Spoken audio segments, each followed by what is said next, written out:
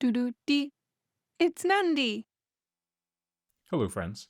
The newest patch has brought along a bunch of stuff to talk about, and in this video we're going to focus on the Neurothrope and the Psyker Team, a team that has historically been the red-headed stepchild for the raid meta. Slowly over the last few patches, Snowprint have been making conscious efforts to breathe new life into the team, and the scales might finally have been tipped into making the team a reasonable contender. We're going to discuss the Psyker Team and the changes this patch that make everything a bit more exciting. If you haven't done so yet, I'd love if you could consider entering my referral code on screen. Thanks, as always, to my Patreons for their support. For those of you that are unfamiliar with the core mechanic of the team, it all centers around the Neurothrope. The Neurothrope applies the Neuroparasite debuff on attacking, and stacks are generally built with more psychic attacks, although you can use characters that suppress, like Thaddeus Noble or Volk. Conventionally, we used characters like Abraxas, who has an interaction between his active and passive to add a lot of stacks of Neuroparasite. Things then culminate in the final turn or two when you try and give the Neurothrope high ground and damage multipliers for a big chunk of damage. The neat interaction for this team is with Yazagor, whose active ability adds a separate psychic damage hit, so we get 2 instances of the Neuroparasite applying for our burst damage turn. Other percentage damage buffers like Ahriman, Roswitha, or the Exorcist tank are also useful, as their multiplicative nature makes up so that you end up hitting for over 200,000 damage with a single attack. As we've already mentioned, the Neurothrope does the bulk of the damage, and you can see that all of the other pieces fit together quite nicely, and at least on paper, things look like they work well. However, both the blessing and the curse for this team is that it doesn't really care what difficulty the enemy boss is. That is because psychic damage has a 100% pierce ratio and cannot be blocked, so you're going to be doing roughly the same amount of damage against a Legendary 5 Mortarion as a Legendary 1 boss. It meant that the team always had an invisible damage cap, and typically was only relevant for high level bosses when the other raid teams, like the mech team for example, couldn't do enough damage or its summons couldn't survive. Obviously the mythic rarity cap has moved the needle a little bit, but the same principles apply. The Psyker Team currently is for the very toughest bosses in the game, but not really that great against anything else. I'll pause for a second just to put all this into perspective, because I know that my viewers will be at different stages of the game, and not everyone is going to have the luxury of multiple raid teams. Here, I'm just talking about core principles and ideas. Things have become much more interesting with the Neurothrope's new unique relic, the Norn Crown. The crown is a block booster that increases the maximum level of Neuroparasite, bringing the total from 15 to 16. This gives the Neurothrope roughly a 6% damage increase when we just look at the passive ability. That isn't really that exciting, but the second part of the relic is. It gives Psykers and summons within Synapse range bonus damage, and that damage boost is pretty respectable. I know that relic availability and mythic salvage is a contentious issue. I have been saying to Snowprint for some time that this is something they should look to address urgently, as it was one of the big appeals for mythic. But let's park the scarcity argument for the time being and continue with our thought exercise. You could give the Neurothrope this relic and be content with an extra 50k-ish damage for your current squad. That's easy enough to do.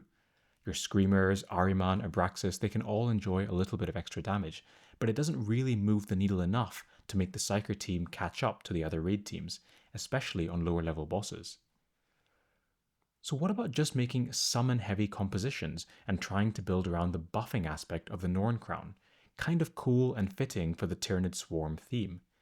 Well, the first name on the team sheet has to be the Winged Prime, since it also adds summons and has Synapse to extend the range of the damage buff from Norn Crown.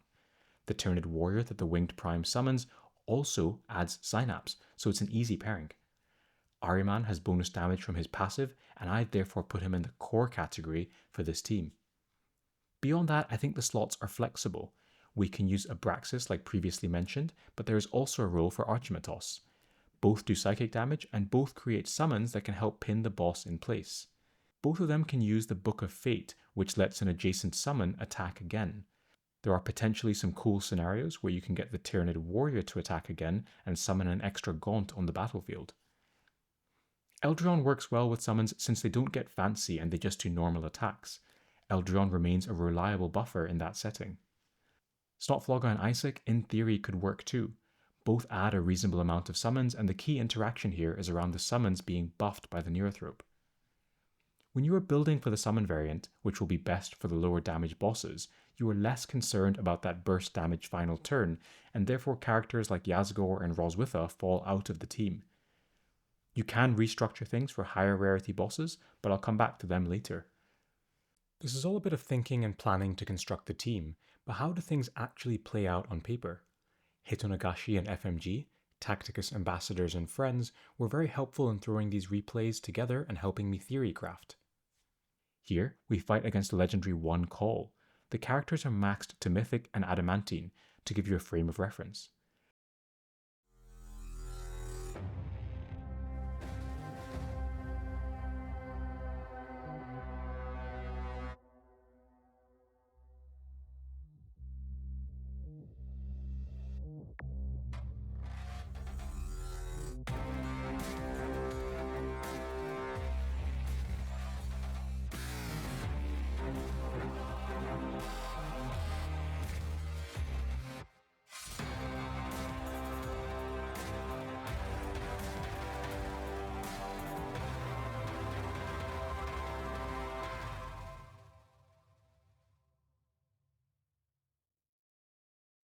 I'll leave a graph created by Timmy, Tacticus' friend and guildmate, who has helpfully charted how Alpha Legion and Iron Warriors performed against this boss on this rarity.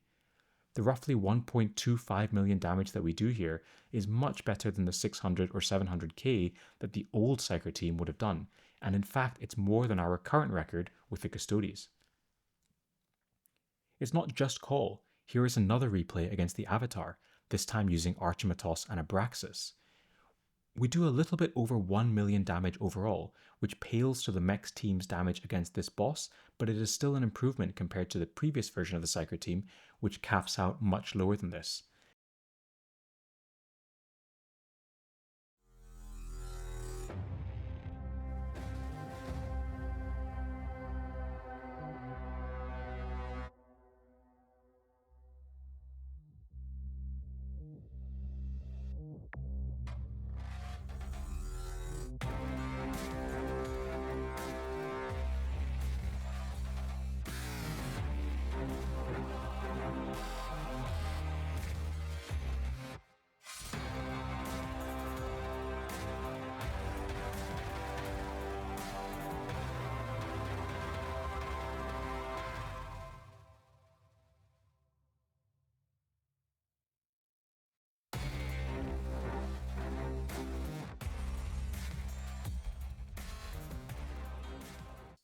Again, thanks to Timmy for the graphs. What about the other characters, Yazgor, Roswitha, and the guys that were part of the original Psyker team? Do they not have a place in this team anymore? Well, they do, but I think the Psyker team will look different versus higher and lower rarity bosses. Here is a replay against the current Mythic 1 Mortarion based off Painhawk's replay guide.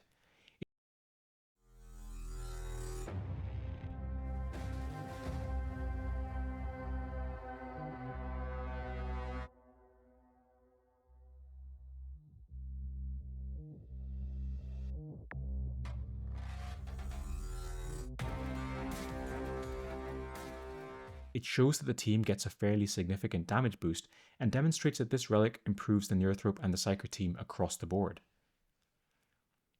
Talking about relics again, I have urged Snowprint to take a look at them and the relic economy, so hopefully they do this and we can have some more fun theory crafting with stuff like this. The takeaway message, if there is one, is that the relic makes the Psyker team semi-viable at lower boss rarities and opens the team up to other summoner characters. Time will tell if it will outperform existing raid metas against these bosses, but if you're only looking to build one team or are really fond of Tyranids and the Neurothrope, you could conceivably choose this team and be happy to make a reasonable dent in all bosses for your guild. Okay, that's all I've got for this one, and I hope it was useful. Bye for now.